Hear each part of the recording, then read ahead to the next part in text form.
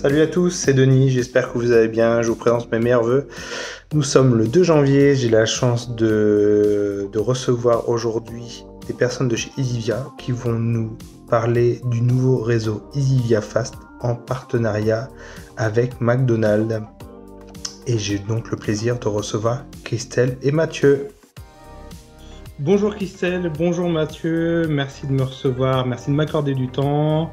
Aujourd'hui donc on se retrouve pour parler de votre nouveau réseau Easivia Fast en partenariat avec McDonald's. Et avant de rentrer dans le vif du sujet, je vais vous laisser vous présenter et votre société également. Bonjour Denis. Bonjour Denis. Bonjour. On est très heureux d'être là et participer à cet échange. Donc d'abord Easivia, quelques mots sur Easivia. Nous on est une filiale du groupe EDF, on existe depuis 25 ans. On s'est d'ailleurs appelé Sodetrel pendant longtemps et on a changé de nom en 2018 quand EDF a annoncé un grand plan de développement dans la mobilité électrique. Et donc depuis on se développe comme le marché d'ailleurs pour proposer des solutions de recharge aux entreprises et aux collectivités qui souhaitent recharger des véhicules. Donc on a deux métiers en fait dans la mobilité électrique.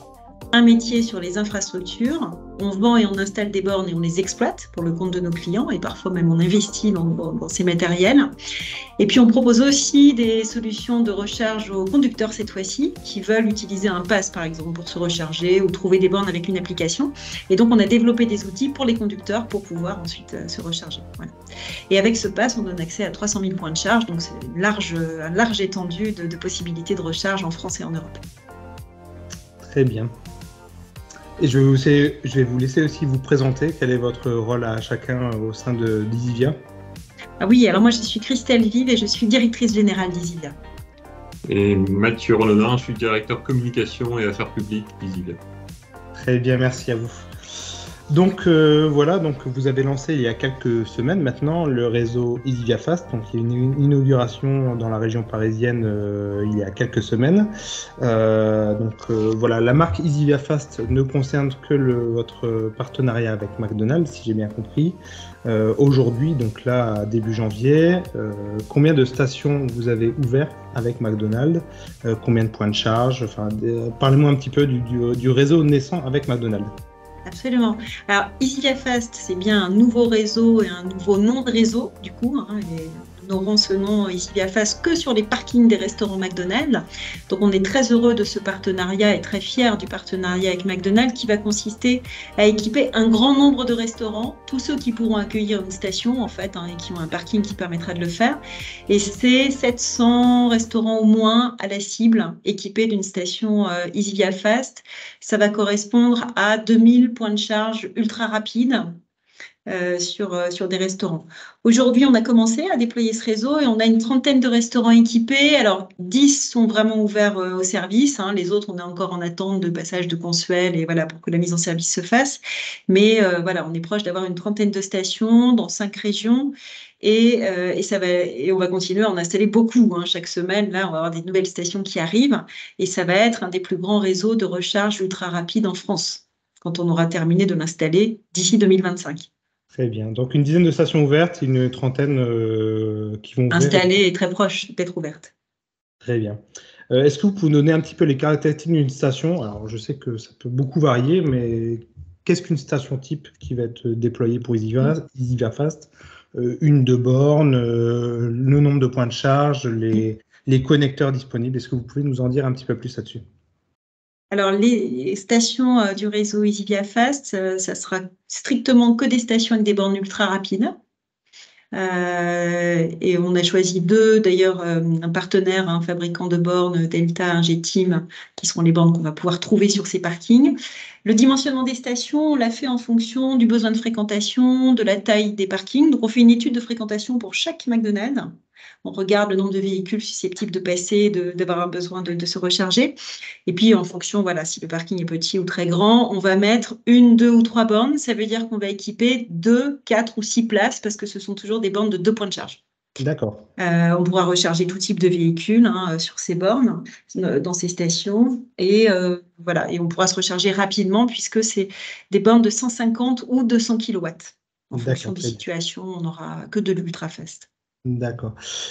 Concernant l'ultrafast, donc, est-ce que ce sera uniquement des bornes avec des connecteurs CCS ou est-ce qu'on aura certaines bornes avec des connecteurs CHAdeMO pour les plus anciens véhicules qui sont encore en circulation, type Nissan Leaf? Donc, on mettra du CCS. D'accord, uniquement du CCS. Uniquement du CCS. Très Qui est la bien. tendance aujourd'hui, hein. C'est vrai qu'aujourd'hui, l'essentiel des véhicules sont dans cette D'accord. norme de Et connecteur. qu'est-ce qui va différencier ce réseau par rapport à vos concurrents? Donc, il y a d'autres concurrents qui se déploient avec des concurrents de McDonald's, par exemple. Quels sont les points différenciants? Est-ce que vous en avez? Dites-moi plus. Ce qu'on peut dire sur le réseau Easivia Fast, déjà, c'est un réseau à destination, c'est-à-dire que on va pouvoir conjuguer le fait d'aller au restaurant, voilà, ou de faire une pause et se recharger. Donc, on n'est pas sur un concept de station-service sur autoroute, par exemple, c'est un petit peu différent, mais on se rechargera quand même très vite, à la même vitesse que voilà, les charges ultra rapides quand on fait de la longue distance. Donc, ça va être un peu multi-usage quand même, hein, ces stations.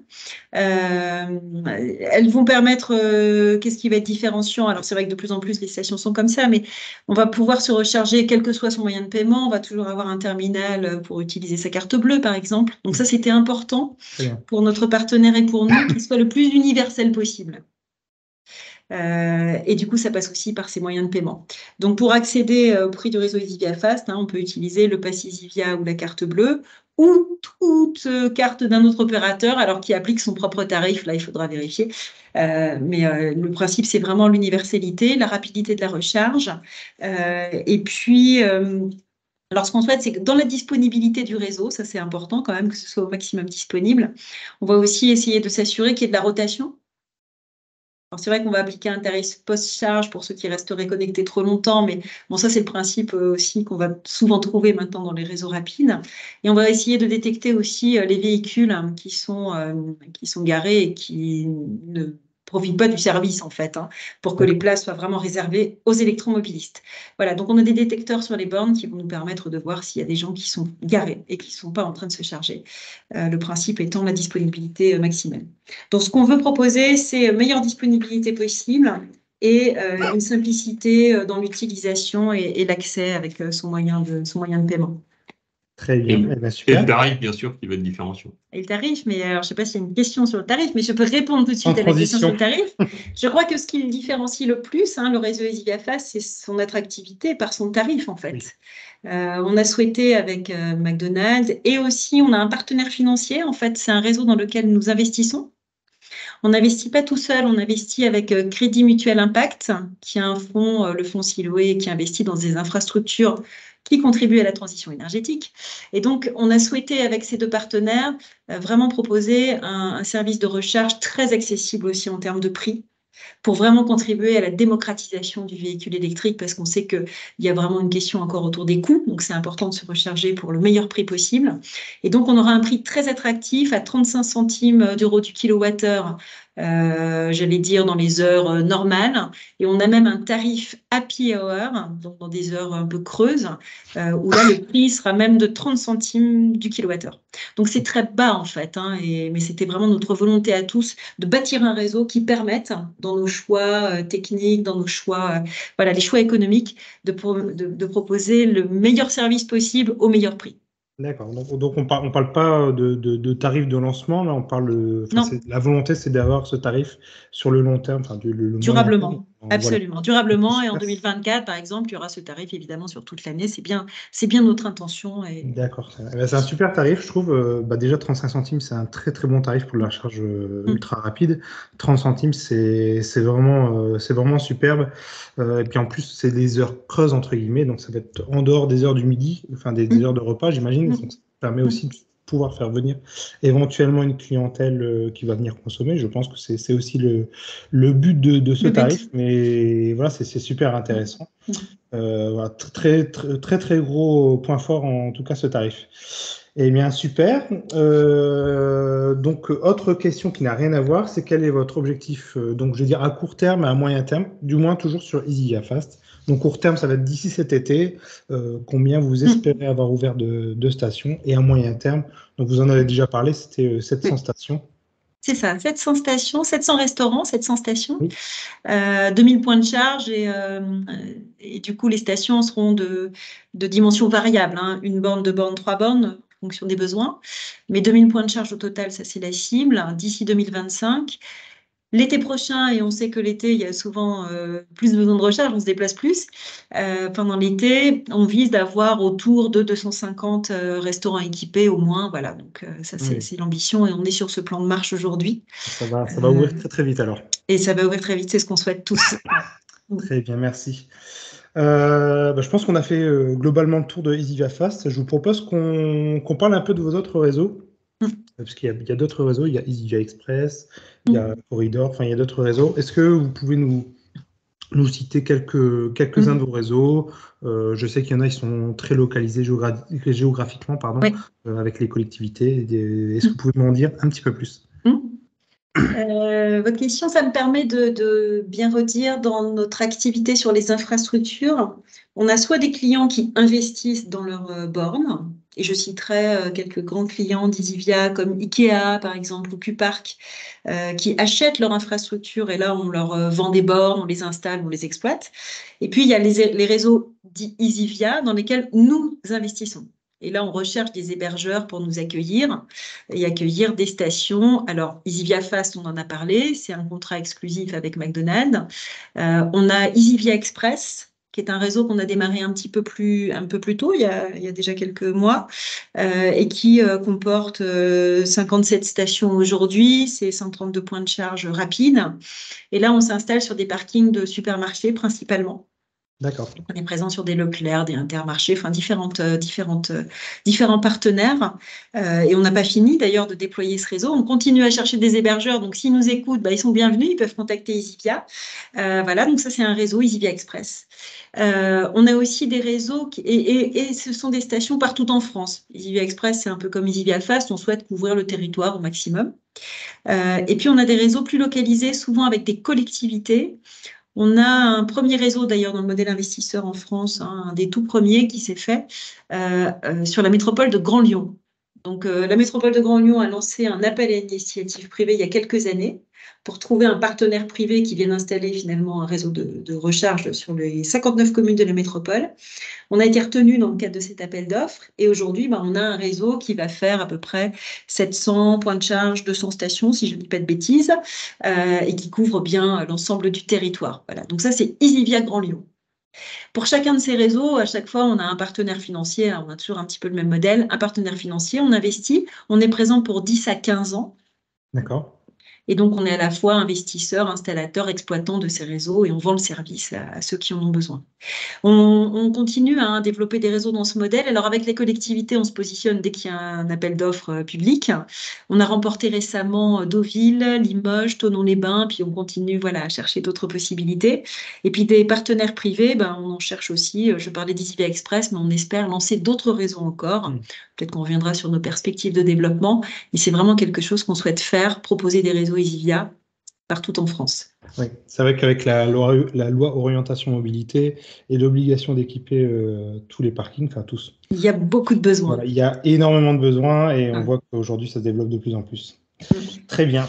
On va, si vous le voulez bien, parler un petit peu du réseau Corridor. Donc pour les plus anciens électromobilistes, vous connaissez peut-être ce réseau qui a mal fini ses jours, on va dire. Le but, c'est pas de revenir sur le pourquoi il y a eu des problèmes de réseau. Il y a des problèmes de fiabilité, on ne va pas revenir dessus.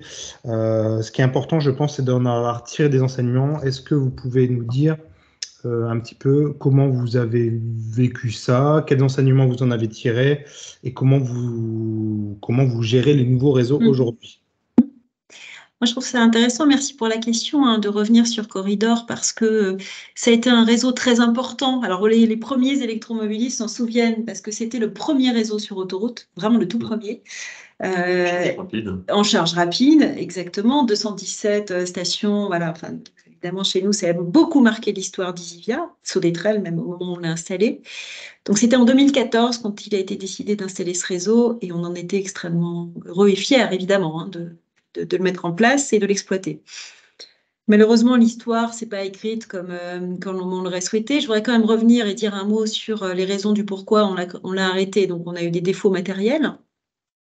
problème de conception quand même, hein, il y avait des dangers pour les personnes.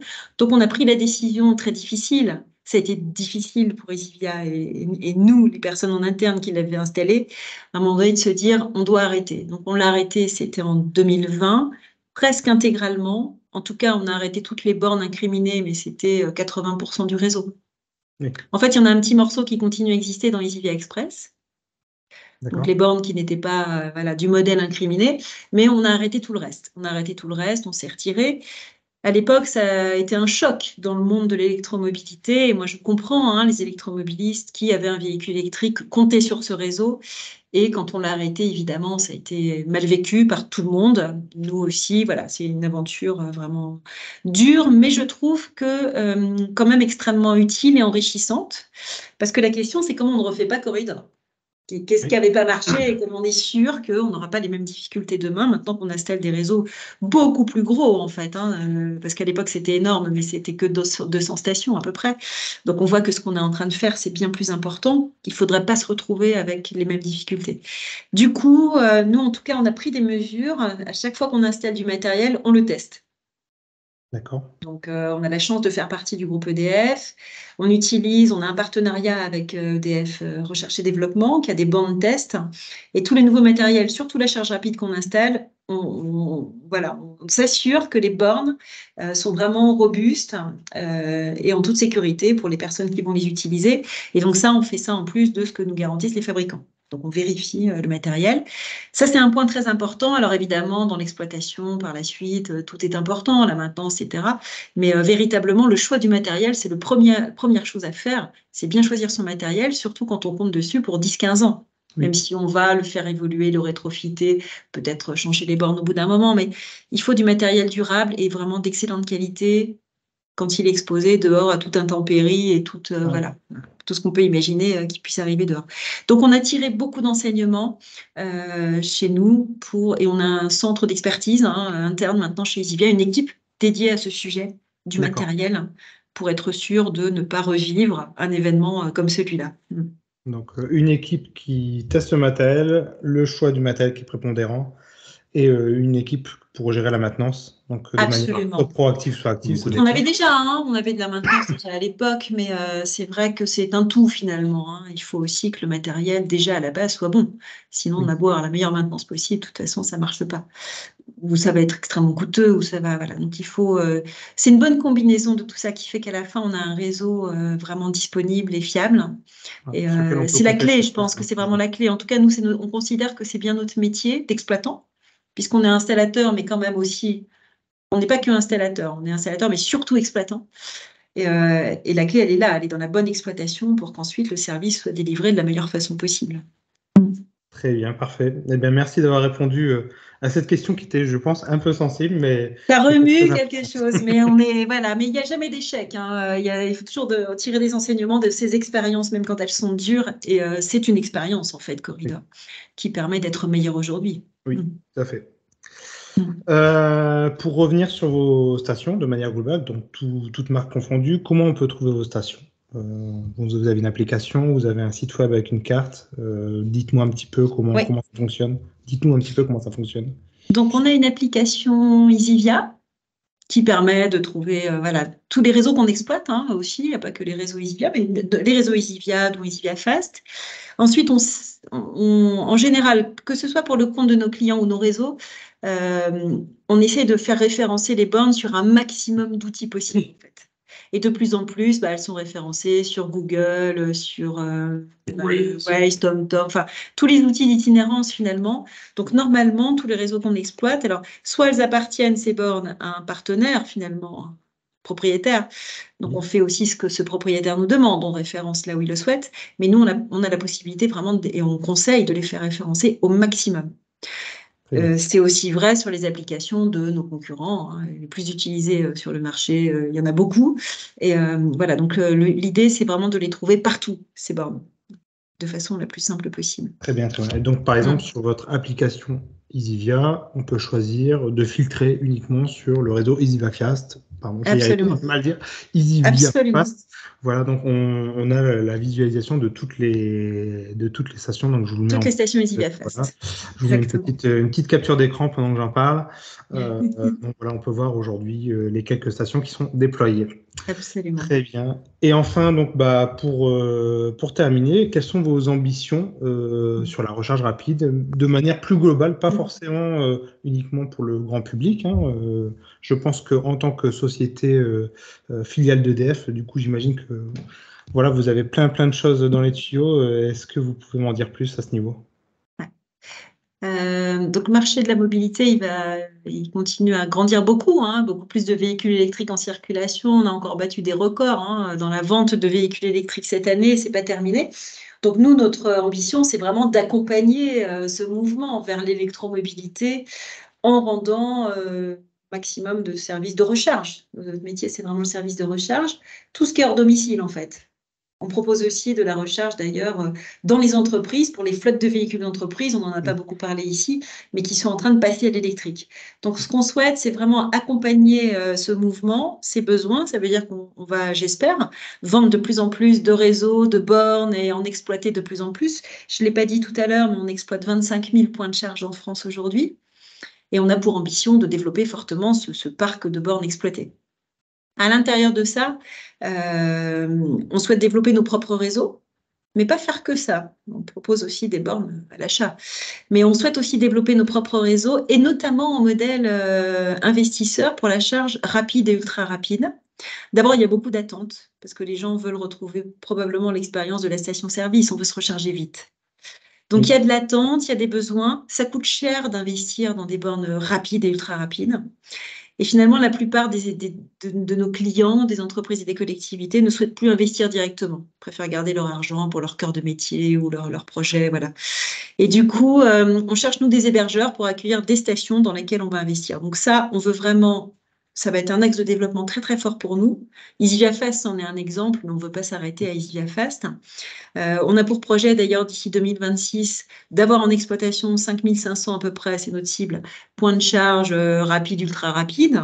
Donc, c'est beaucoup plus que ce qu'on a aujourd'hui, en fait. Donc, voilà, on veut en installer beaucoup. Et j'en profite aussi à nouveau pour refaire un appel à des hébergeurs qui voudraient nous héberger. Nous, on a des stations à déployer. On a des stations EasyVia à déployer. Donc, voilà, nous, on est prêts. On cherche maintenant les partenaires qui vont nous accueillir. Ça, c'est un très fort axe de développement. Et dans les nouveautés aussi qui vont arriver et qui nous intéressent beaucoup, ce sont les camions électriques. Donc, on fait beaucoup de charges de véhicules aujourd'hui. Et ça, maintenant, historiquement, c'est un métier qu'on a beaucoup développé. Les camions électriques sont en train d'arriver, notamment pour du transport plutôt régional. Donc, c'est la logistique dernier kilomètre, voilà, le rayonnement régional. On voit, on a d'ailleurs des partenariats avec des constructeurs, je pense à Iveco, quand ils vendent un camion, on est le partenaire pour vendre la borne aussi, pour pouvoir recharger les camions. Donc, on cherche à développer des partenariats constructeurs et à proposer des bornes à des clients qui commencent par la charge au dépôt pour le moment. D'accord. Donc, ils achètent des camions ou ils louent des camions électriques et il y a besoin de les charger au dépôt. Il faut équiper les dépôts. Et là, on a quelques clients là, depuis fin 2023. C'est pas si vieux de fin 2023, c'était hier, qui nous ont confié la réalisation de ces installations et leur exploitation. Et ça va beaucoup se développer. Donc, on est en train de développer notre offre pour pouvoir couvrir ces besoins de recharge de camions. Et ça, c'est l'avenir aussi. Oui. De la recharge électrique, c'est le transport lourd en fait. Le transport lourd est en train d'arriver. Et c'est une bonne nouvelle pour la planète. Oui, il faut tendre vers ça voilà. Pour réduire nos émissions de CO2. Mais bon. Absolument. Et avec des solutions de charge pour ces poids lourds qui pourront combiner de la charge rapide ou de la charge AC 22 kW par exemple, qui peut suffire dans certains cas d'usage. Ça dépend un peu des tournées du client. On n'est pas obligé de mettre de la charge rapide, ultra rapide partout. Ouais. C'est pas parce que le camion est gros et s'il reste au parking toute la nuit, ça peut être une recharge lente de nuit et ça, c'est plutôt une bonne optimisation. 10 heures, ça fait 200 kWh récupérés. Je ne connais pas les caractéristiques du camion, mais oui, pour du transport moyenne distance, ça peut être suffisant. Très bien. Eh bien, merci beaucoup de cet échange. C'était super intéressant de vous avoir. Plein de belles informations, plein de belles perspectives. Je vous souhaite plein de belles choses pour cette nouvelle année, pour votre réseau, l'entreprise. Et voilà, on se donne rendez-vous quand il y aura de nouveaux réseaux à discuter. Rapidement. Voilà. Merci beaucoup à vous. Merci beaucoup, Denis. Merci pour cette interview. À bientôt, interview. j'espère. Bonne année 2024. À bientôt. Au revoir. Bonne journée.